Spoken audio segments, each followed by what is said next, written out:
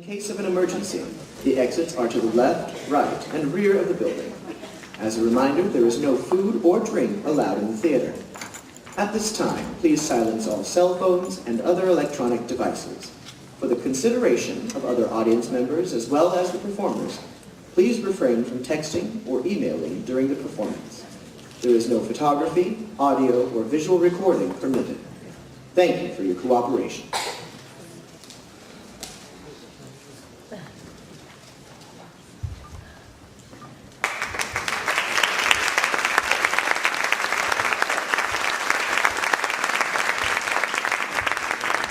Good afternoon, I'm Michael Williams. I'm the president of the Thousand Oaks Philharmonic. Welcome to our season 12. It's great to see you all here. I have a few notes on my cell phone, which I made sure to turn off before. I'd like to first tell you a little bit about what I do. I am the president, so it's my job to keep the orchestra in the black, which means that I'm here to ask for money. So I would like to let you know that our budget is about $100,000 a year, and we have 13 board members at this time who work very hard to raise that money, but we need your support, as you might imagine. So I would welcome you and your donations to, we have donation envelopes here if you feel so moved after this amazing experience which you're about to have. And if not, then please make use of our website. We have a credit card facility there where we can accept donations as well. I'd also like to talk about some people that help us to put on the events and for whom we're very grateful. First of all, I'd like to mention KEDY TV. You might see up in the back there that we have a television camera. We're very grateful that KEDY is our partner, and if you would, please tune your internet browser to kedytv.com, and you'll be able to see the kids performing. I'd also like to thank the Alliance for the Arts. This year we had a much bigger grant for supporting us and our work in the community than we have before. We received a $10,000 grant this year.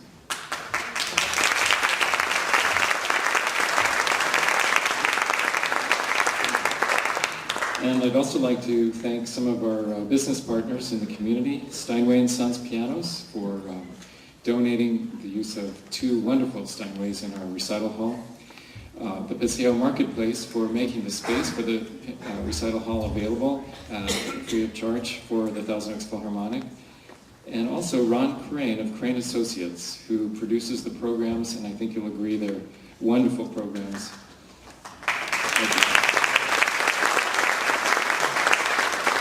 So with that, I would like to get on with the next part of our presentation, which is to introduce you to the Director of Alumni Relations for the Thousand Oaks Philharmonic. Now, our alumni are very important to us, and our director is going to explain to you why, but you're going to hear the word alumni a lot this evening, or this afternoon, and one of the alumni is going to be performing for you today, and he is going to blow you away. So let me introduce Joyce Osborne, Director of Alumni Relations.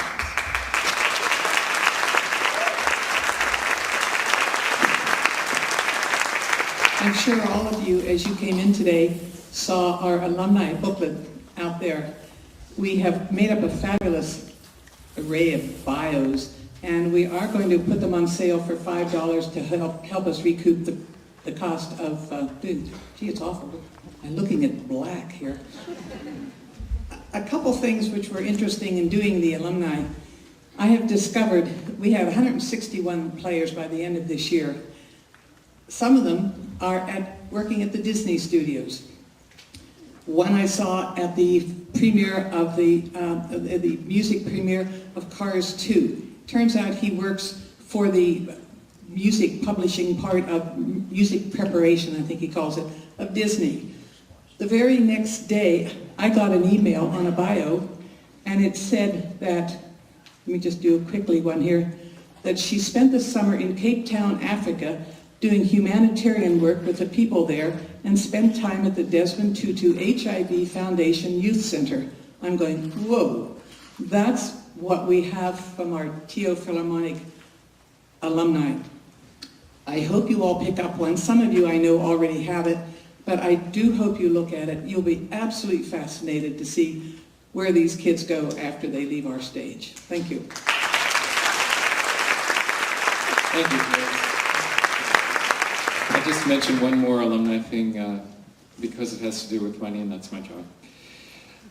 We had a recital this month, and it was given by one of our alumni, an early alumni, a pianist, who's gone on to have a wonderful early career already. And he did the recital completely for the benefit of the 120212 Philharmonic. He took no fee, and we raised about $1,200 that evening. So now our alumni are coming back to help us as well. So this is great. All right, without further ado, I'd like to introduce a man of many hats. In his role at the mic right now, he's going to speak as our artistic director and tell you how interesting the music is that we're about to hear. This is Edward Francis.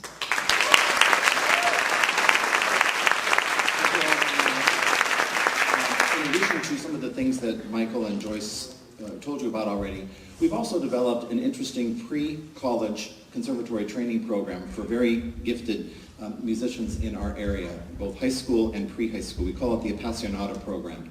And in it, we have seminars of master classes, lectures from guest artists. We also have a recital series in which the students can play in, and of course, the opportunity to audition to play with the orchestra. And you'll meet some of those students a little bit later. But we're very happy about that. Also, our next alumni recital will feature Landon Baumgard, who's finishing his master's at Indiana University, and he'll be playing at our recital hall at the Paseo Marketplace, to which we're very grateful. The Paseo Marketplace allows us to have that wonderful recital hall in Westlake. And he'll be playing March the 31st. We'll have more information on our website as well. The program that we're going to hear today, the first half, is quite wonderful. It starts out with the Egmont Overture of Beethoven. The Egmont Overture is a piece of, well, it's part of incidental music that Beethoven wrote for a play that was written by Goethe. And it has about 9 different movements. And the overture is wonderful because it gives a preview of the things that are going to happen throughout the rest of the incidental music movements. It comes from Beethoven's middle period, which is his heroic period, in which he's written the 5th, 6th, 7th symphonies, the big sonatas like the Appassionata, the Waldstein. And it's very dramatic, some beautiful melodies and all this drama. I remember in one of the rehearsals, the conductor told the violins, he says, at this point here, poor Count Egmont gets his head chopped off, so they use their bows like a saber across the strings. Very wonderful. And then we have Grace, who's going to be playing a Haydn piano concerto. Now, Haydn was a very famous Austrian composer, and he was employed by the very rich Esterházy family. And if you go to Vienna, or around Vienna now, you can see some of their beautiful homes. They're like palaces. And the Esterházy family used to hire an orchestra importing Italian musicians because they were the best musicians at the time. And if he got a lot of very good violinists, he would write violin concertos. If he got a lot of cellos, he would write cello concertos. And he must have gotten a lot of good pianists because there were about 11 of these piano concertos. And Grace is playing very wonderful G major concerto, and it is filled with very much the style of Haydn. Fun, humorous, because these are some of the styles that come from Haydn. The next piece on the program is the Kabalevsky Piano Concerto. Kabalevsky is a well-known Russian composer who was trained in some of the great conservatories in Russia. And when they graduated to the conservatories there, they would place them in music schools all throughout Russia. And they were excellent music schools. And I don't know where exactly he was placed, but it was far away. So I'm going to say Siberia, because we know that that's a faraway place. And in Siberia, you couldn't tell your students to go to Wally's World Music or Henson's Music to buy music. You had to write it yourself. So because he was a trained composer, he did all this wonderful writing. 3 of the things that he wrote were a group of concertos, one for violin, one for cello, and one for piano. And this is the 3rd concerto for piano. And this was written for emerging artists that showed great promise. And the material has lots of character of other great Russian composers like Tchaikovsky and Rachmaninoff, and you'll hear Kai when he plays it. Beautiful melodies, lots of notes, very, very virtuoso in its style. The third piece is a wonderful cello concerto by the French composer Camille Saint-Saëns. And this one is, well, Rachmaninoff actually called it the greatest cello concerto written. And it's the style in which it's one long movement with different sections of fast, slow, fast. And this was an influence of the other Romantic composers like Mendelssohn and Liszt, who did the same thing. And in this, you'll hear Drew play some beautiful melodies, wonderful technical things, and the orchestra is very busy as well, yet the cellist is always able to hear, and this shows the great craftsmanship of the wonderful composer. I would like to now introduce to the stage our concertmaster, Diane Raymond.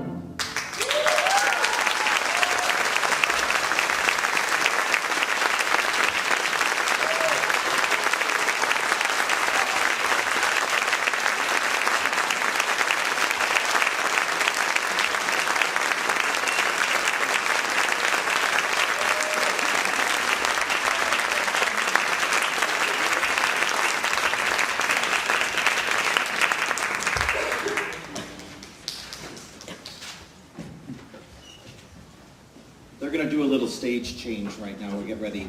There are a couple things I forgot to tell you. Perhaps you were a little surprised when you saw the conductor. That is one of our alumni students, Vlad Vizirano.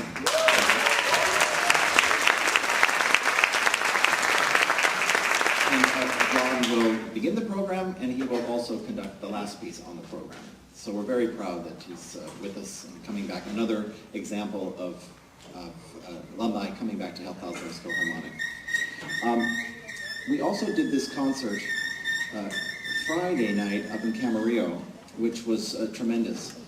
And that crowd is really rowdy. They applaud vociferously. And I thought, I actually live in Thousand Oaks. Camarillo can't applaud louder than those here in Thousand Oaks.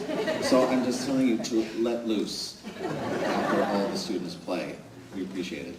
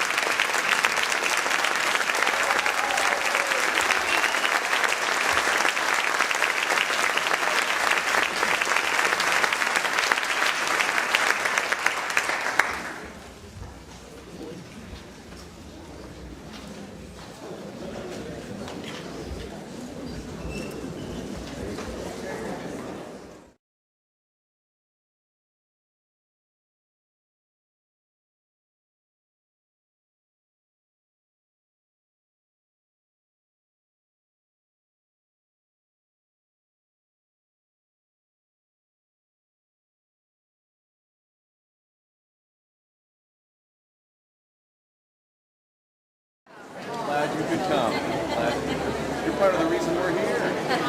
The main reason.